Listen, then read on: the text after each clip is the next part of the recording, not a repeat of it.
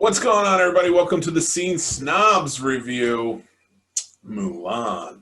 And there's two of us. It's double the power of just one of us doing the review. With me today is Lenny, the Emperor Reed Miller, who's joining me for my review of Mulan. We both watched it this weekend, on opening weekend, and we're going to tell you exactly what we thought. How you doing, Len? All right, thank you for having me on with this. I actually, it's kind of like a new age version of Siskel and Ebert over here. I kind of like it, at the movies. Are we going to do two thumbs up, or are we going to come up with something better? We don't know. We can come up with something better, so. Yeah, so Len and I, like I said, we watched Mulan this weekend. So Mulan is the live-action remake that Disney has made based on the cartoon film, based on the actual legend of Mulan, which was a female Chinese warrior back in, I think it was the 8th century. So Yeah. this live-action Mulan kind of follows a little more closely than I think the cartoon did. It's about her having to go to war because every family in China at the time was demanded upon by the emperor to have one of their male family members go to war. And Mulan comes from a family where it was her father, her sister, and her mother. So she decides to take the mantle and run off to war and be a soldier instead of sacrificing her father to the war. It's a beautiful tale. There's a lot of action to it, a lot of familiar faces, and we're going to go over all of that and what we thought and more. We're not going to spoil too much, but it is not a very spoilerific movie, if you understand what I mean. Now, Len, I have to admit something. I never saw the original cartoon. Really? Yeah, and I think It, it was one of those movies at the time just kind of passed me by. you know what? When it was first released back in the late 90s, it was for me too. But I would say within the last 15 years, this movie has grown on me. And I have to say, it's probably in my top five favorite Disney cartoon releases that I love. Yeah. You know, I like the story, like you said, like you mentioned, the songs, the soundtracks. I mean, it's a great story. So Absolutely. I mean, the real true legend is very captivating. So I can imagine, and just having watched this movie, this version of the movie, I can imagine with the cartoon, it's the same way, the animated film. well, without like you said, spoiling too much, for the Disney addicts who are out there who love the original cartoon, I have to say that generally the plot does kind of flow with the original, with the concept of the new movie, the original plot. So I don't want to spoil too much and take plot points away, but watching it thoroughly, actually I watched it twice already in the 24 hours. It does flow kind of close to the cartoon. I would say about a good 85 to 90%. So if you enjoy the cartoon, you definitely would enjoy that part. Nice. Well, I gotta say, the main actress who played Mulan, her name is Yifi Liu. I'm sure. Yes, Mr. Blue. Yes. And she did a fantastic job as Mulan. She was very elegant, she very poised to be that character who has to go into essentially a hiding character, pretending to be a man and to become a soldier. And then, like, when she becomes her true self, like, it's two very different ways for this actor to go, and she did a fantastic job, I thought. No, she definitely did. I actually gave her a lot of credit, even as, because with the original, obviously, like what you said, plot wise, she has to be portrayed as a man, and I was kind of curious with the live action how they would kind of transition that from the cartoon, because the cartoon's easy to do. You put the hair back, and it was kind of more like, all right, but this I was wondering, and I felt they actually could really pull it off, and they did. As the certain part where she was the man before she, was revealed.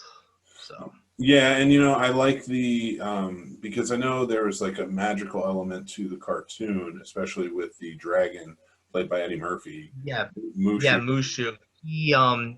Yeah, unfortunately, I believe there was a little backlash initially when that was released back in 1998, I think it was, from the Chinese culture. It's almost kind of, I believe it was almost like starring the Irishman and then having a leprechaun on Robert De Niro's shoulders. So there was a lot of more cultural inapproprieties with that, but I think that's why they transitioned at this time, which isn't really much of a spoiler, I believe, to a phoenix, which you rise from, Phoenix rises from the ashes and is true to herself. So, which I liked. And that's the director also, Nick Caro. She's out of New Zealand actually. She stated that the whole point, I guess, of Mushu in the animated movie was to bring the camaraderie to it, and like she has somebody to connect to during her trials. But they decided to make that aspect in this movie, the live action movie, her camaraderie with her fellow soldiers. Yeah, I have to say, thinking about it before we started, that I actually kind of like not having that Mushu character in this movie, because in the original too, I felt Mushu was there to almost help her, guide her, where like she didn't know what was going on, and Mushu had to explain to her, oh, you got to do this, or guys do this, or whatever. Where in this movie, she was more strong-willed and smart, and she realized, and she was quick on her feet, so to speak, Mm-hmm. with having to learn how to blend in almost with the men army there. So I like that more, because it actually, I felt like I said, I think it actually helped her character more. Yeah, and there's another character in the movie, Xian Yang, or Xian Yang rather, played by Li Gong. She's she's a female warrior on the bad side, I guess I'll say, on the enemy side, the antagonist. Mm-hmm. But she is a magical being, as in she's a sorceress, and her story is very similar to Mulan, so they kind of mirror each other. And I thought they did a really good job with that. No, they did. Their interactions. There was, I think, maybe two or three good interactions between them, and they. I felt even not limited, but maybe the like I said, the two or three times they were together, I thought they really blended well with their characters, and it really opened up Mm. to her character too. Yeah, and they brought out some very familiar faces. A lot of fun, kind of a lot of fun with Donnie Yen playing the commander, who he's one of my favorite martial artists. Yeah. And he had such a big character in this. And if anybody who doesn't know him, he's from the Ip Man series and out of China. He's from he just has a new movie coming out called Enter the Fat Dragon.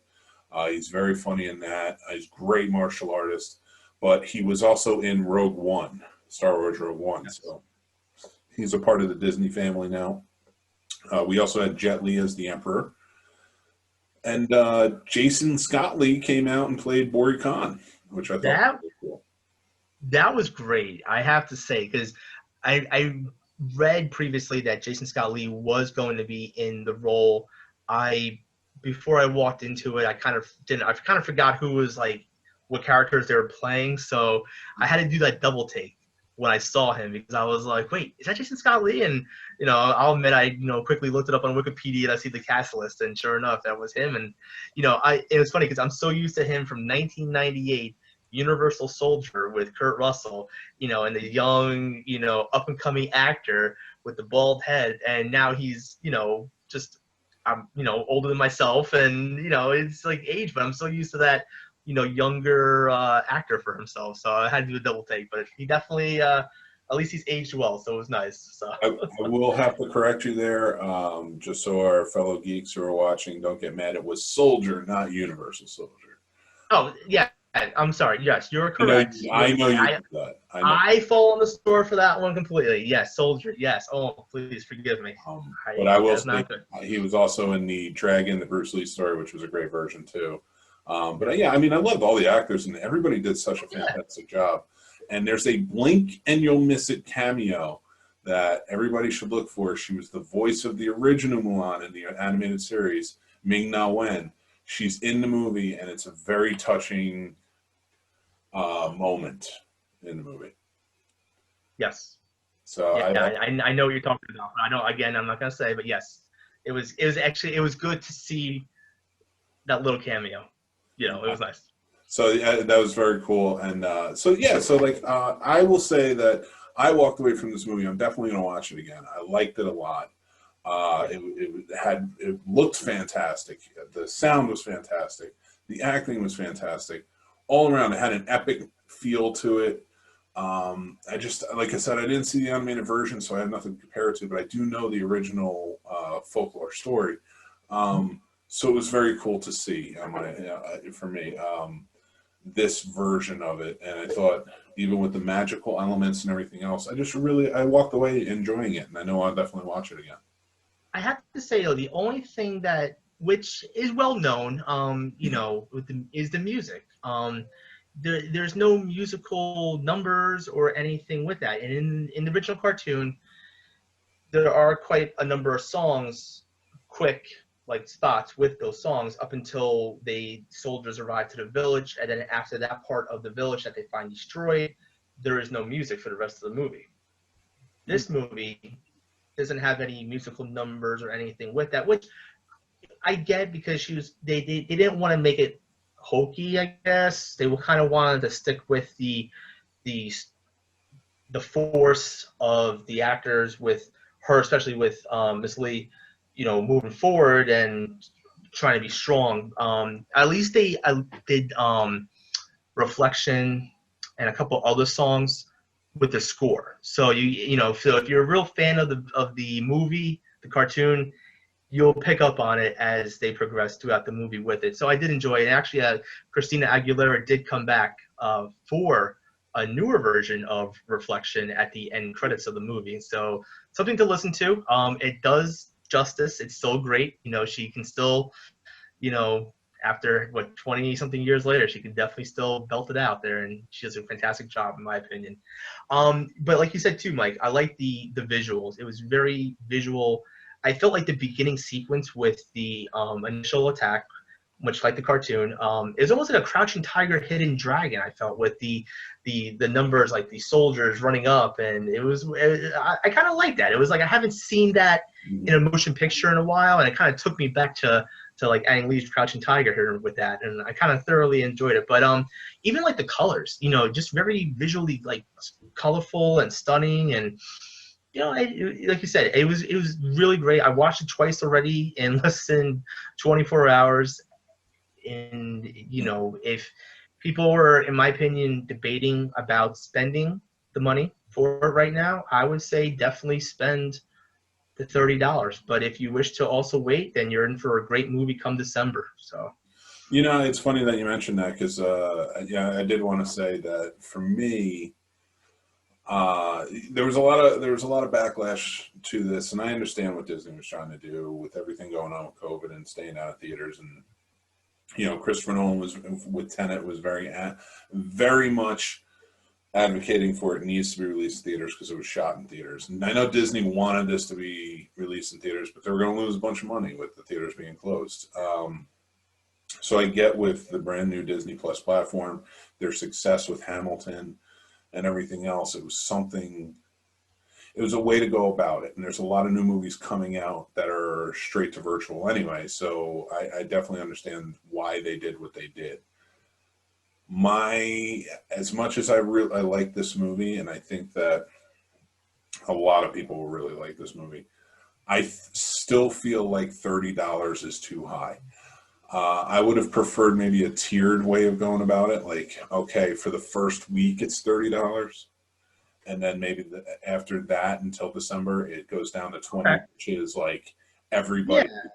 everybody's like standard $19.99 to buy a new movie. I would have preferred that rather than everybody pop out and be like, it's $30 until December because we're Disney. And it does feel like that when they do it. It does kind of feel. I get where you're going with that. I get it. But for myself, I can't fault Disney necessarily this time as like trying to be like the money mongrel, like we need to make a profit. But I think this time they actually do need to get a profit. This was had been in production for a few years already. For about 4 years, it's been in the works. They spent over $200 million on the budget alone. That's not even counting marketing and what they promoted with this. And I'm sure probably pulling it, not pulling it, pulling it, not pulling it from it, has, it's added up. So, I can't this one time fault Disney, but even still, $30, like, for those that, who are watching or listening, it's my wife, myself, and my son.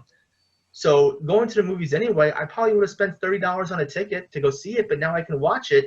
I watched it twice in one day, So, Yeah. it's kind of, you got to look at it that way. But I get where you're going. Where certain other movies that have been released, $20 to rent, maybe $25 to purchase. So, but You know what, as long as they're doing what they're doing, and at least in December they're going to release it for, anybody who has Disney Plus can watch it. But with yeah. so many people suffering right now with loss of jobs and things like that, and I don't want to get political on it or anything like that, but No, but $30 just seemed, for me, like if I had to vote, I'd say $30 a little steep. Wait till December. they not to go back again with the rebuttal here, but I felt they did do that though. I believe it was with Star Wars. They did release it almost when everything happened back in May. I believe it was May. The last Star Wars. I can't No, think of the that title. was last December.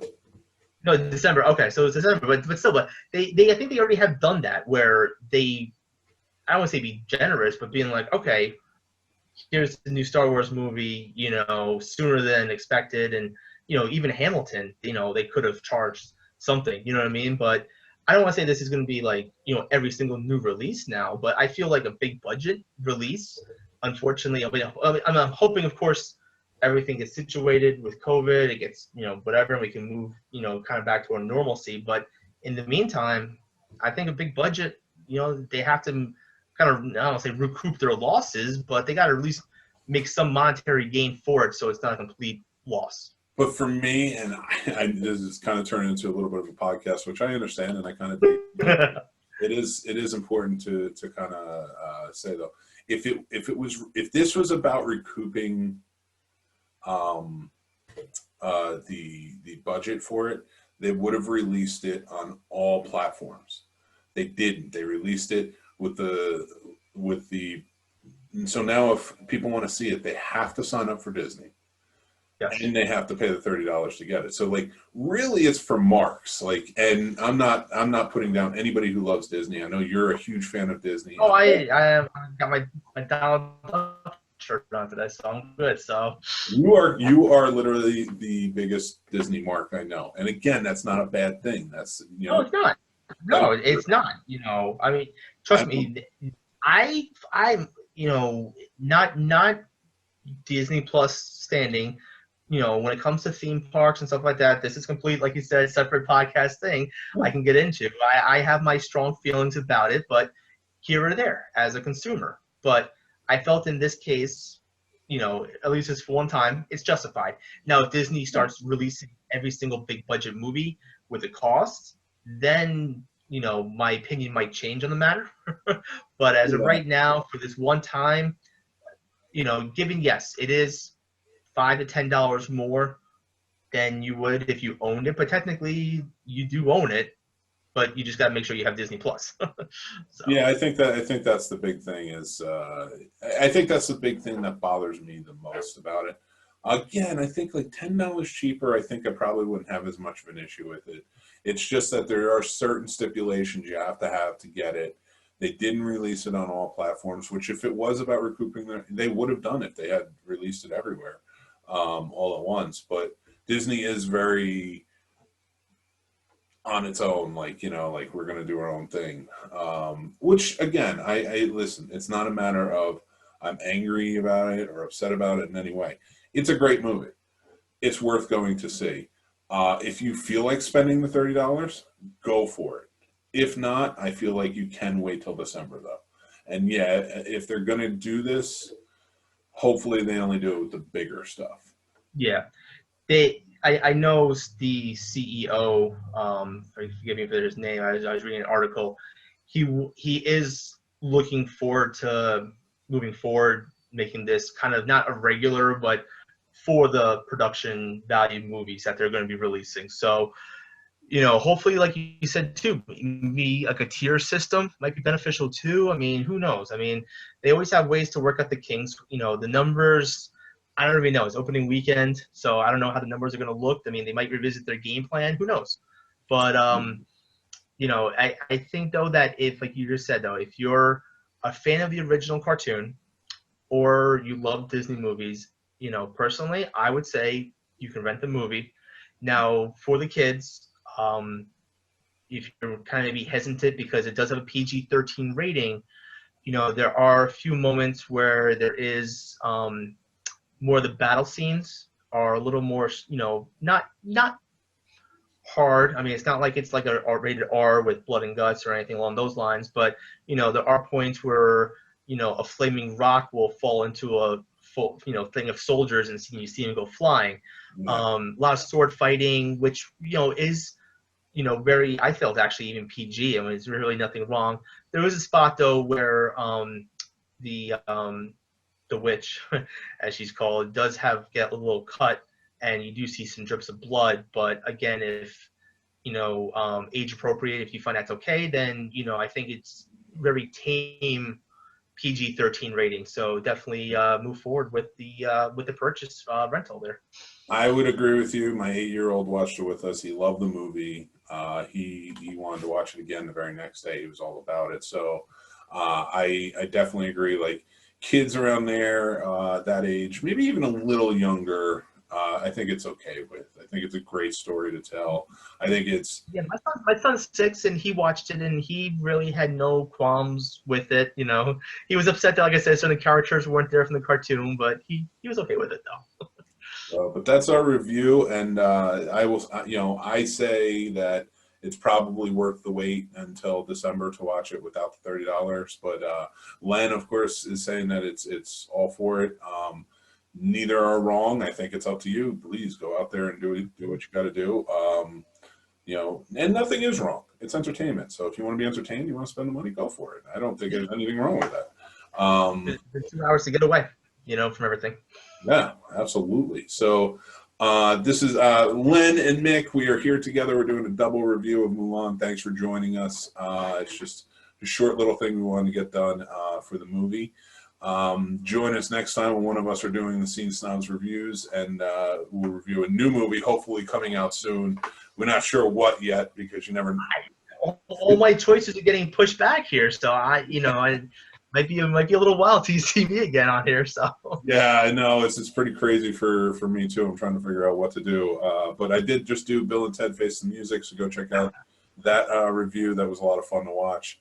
But we also have thescenesnobs.com. Go check us out. We have 4 live shows a week and 6 other pre-recorded shows that come out daily.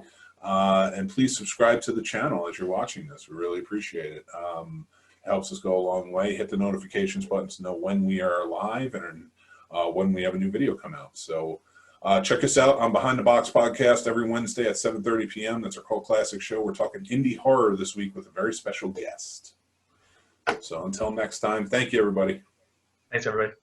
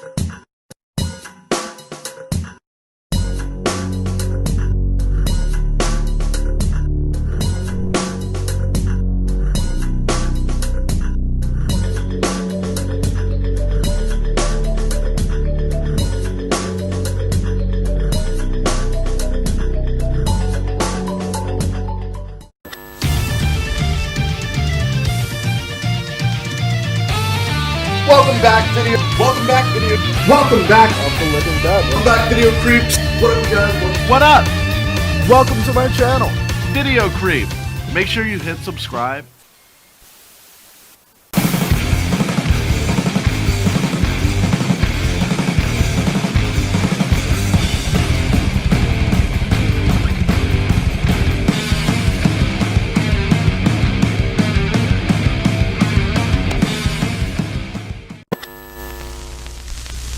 Hello, internet fans. Do you want to learn about horror movies that you never knew existed? Do you miss the video store but not the late fees? Then join us at 3B Video, where we talk about stuff like this, and this, and this. If you'll excuse me, I've got some videotapes to return. You like Huey Lewis in the news?